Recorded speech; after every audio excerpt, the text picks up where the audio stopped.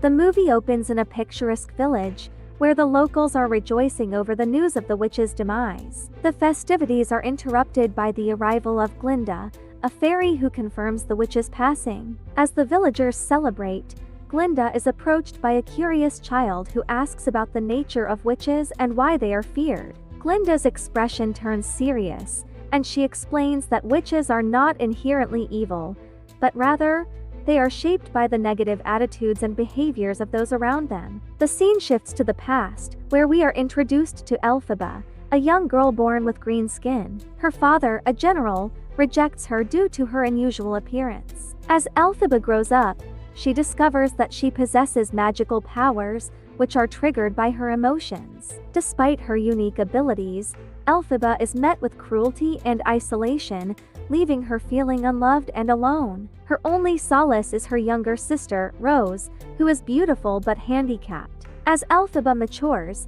her struggles intensify. She is ridiculed by her peers, and her father's disdain for her only grows stronger. When Elphaba's anger is provoked, she unleashes her magical powers, causing chaos and destruction. Her father, furious at her actions, takes Rose away, leaving Elphaba to face her difficulties alone. The scene returns to the present, where Glinda is shown standing amidst the villagers, who have erected a massive statue in honor of the deceased witch. Glinda sets the statue ablaze, and as she prepares to depart, another child approaches her, asking if she was friends with Elphaba. Glinda responds that while they may not have been friends, she knew Elphaba well. The story then jumps back in time, to when Elphaba and Glinda first met at university.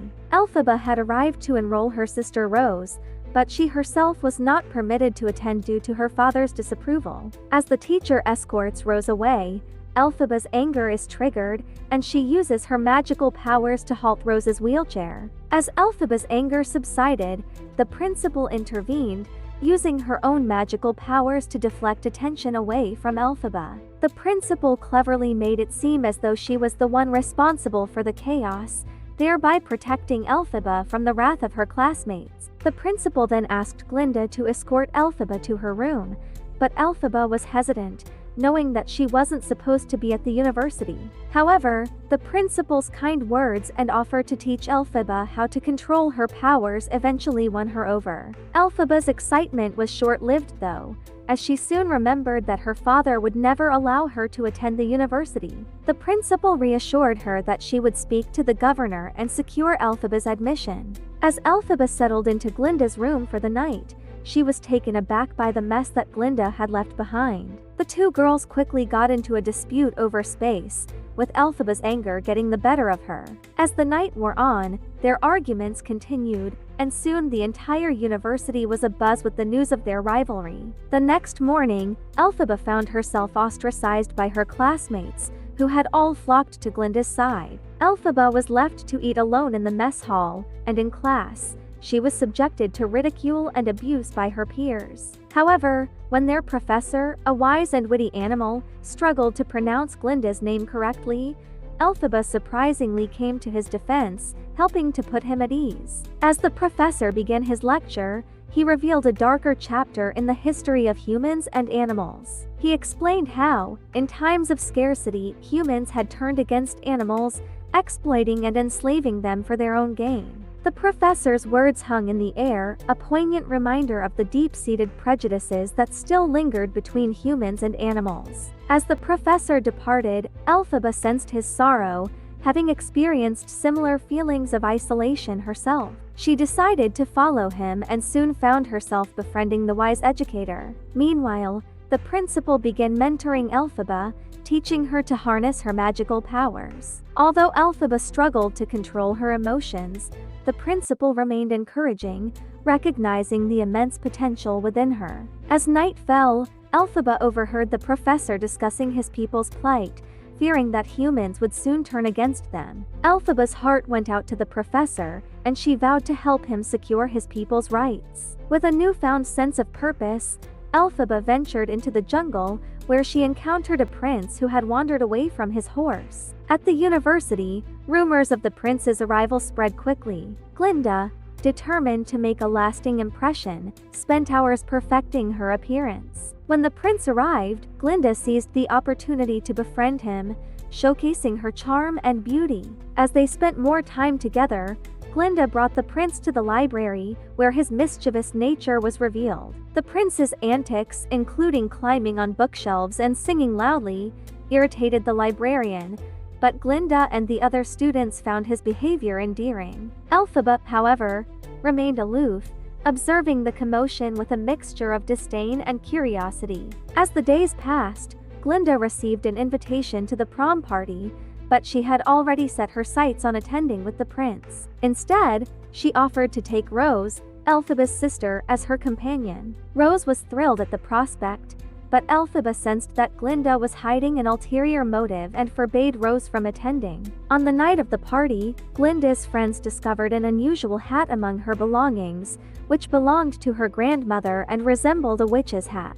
In a playful gesture, they offered the hat to Elphaba, who wore it to the party, unaware that it would become a source of ridicule among her peers. Elphaba, unaware of the prank, was thrilled to see Glinda's apparent kindness. As they all headed to the prom party, Elphaba couldn't help but feel a sense of belonging. However, her excitement was short-lived, as her unusual appearance, courtesy of the hat Glinda had given her, became the laughingstock of the party. Everyone was in stitches, and Elphaba, feeling humiliated, began to dance alone. Glinda, realizing her mistake, felt a pang of guilt and decided to make amends. She joined Elphaba on the dance floor, mimicking her movements, and soon, the rest of the partygoers followed suit. The night ended on a high note, with Elphaba finally feeling accepted by her peers. As she and Glinda hugged, all the animosity between them seemed to melt away. Back in their room, Glinda confided in Elphaba about her upcoming wedding to the prince. Elphaba, in turn, was expected to share her own secret,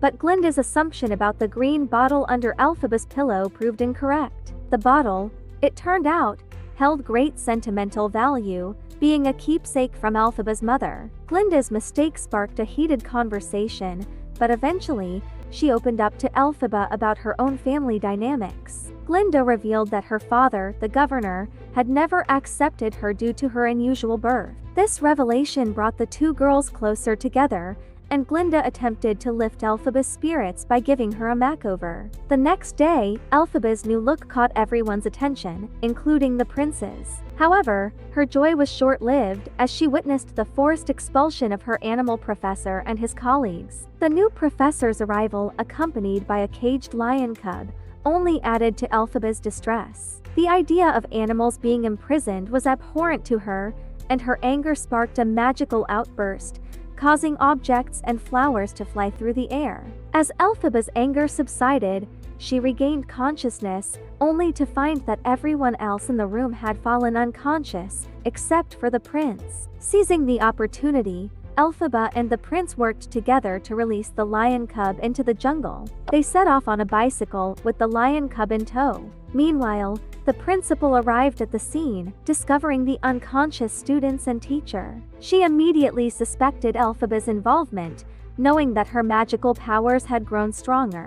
The principal was thrilled at Elphaba's progress and wrote a letter to a renowned magician, eager to share the news. In the jungle, Elphaba and the prince got into an argument, and the prince stormed off. However, Elphaba caught up to him and grabbed his hand, revealing her hidden feelings. Though she knew the prince would never marry her, she couldn't help but feel drawn to him. The next day, Elphaba received an invitation to meet the great magician, courtesy of the principal's letter. A green train arrived to take her to the meeting, and as she prepared to depart, the prince and Glinda came to bid her farewell. Glinda shared a secret with Elphaba, confessing that her friendship with the prince had become strained. Elphaba felt a pang of sadness but boarded the train nonetheless. As the train pulled away, Glinda handed Elphaba a letter, revealing her desire to accompany Elphaba on her journey. Elphaba, touched by the gesture, pulled Glinda onto the train, and they arrived at the Emerald City together. The city was a marvel of magic and wonder, and Elphaba was enchanted by its beauty.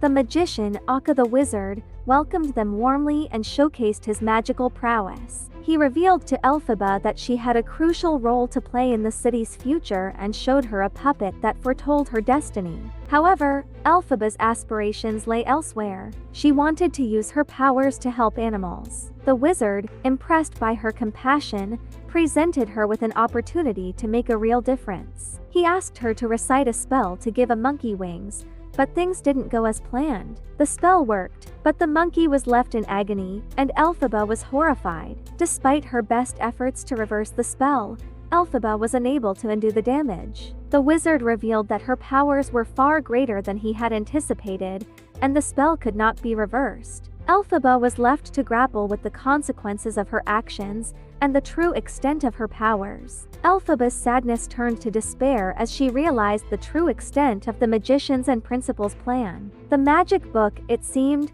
had been used to transform an entire army of monkeys, leaving them in agony as wings grew from their backs. Elphaba felt betrayed, knowing she had been manipulated into perpetuating this cruelty. Her anger boiled over, and she seized the magic book, determined to escape. The principal, however, was quick to react, offering Glinda a chance to learn magic in exchange for capturing Elphaba. Glinda, eager to seize the opportunity, pursued Elphaba, who had by now commandeered a hot air balloon in a desperate bid for freedom. But the magician's men were hot on her heels, and the balloon was destroyed, leaving Elphaba and Glinda trapped in a burning room. As they caught their breath, Glinda urged Elphaba to accept the principal's offer, but Elphaba's response was fiery.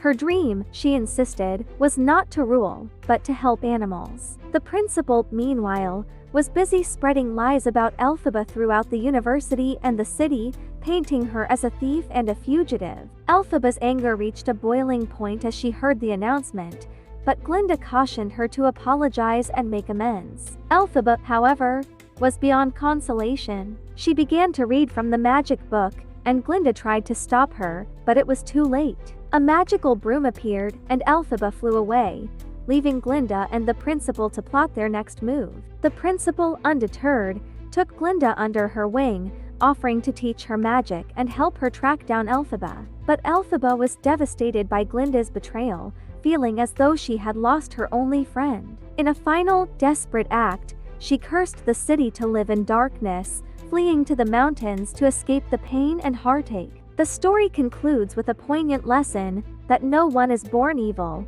but rather, it is the actions and attitudes of others that shape us into good or bad individuals. The villagers' joy at Elphaba's death, it turns out, was rooted in their desire to break the curse that had haunted their town for so long. And so, the curtain falls on a tale of magic, betrayal, and the enduring power of the human spirit. Subscribe or the shadows will whisper your name tonight. Like or the spirits may follow you home. Share or you might hear footsteps in the dark when you're alone. Do it now before it's too late.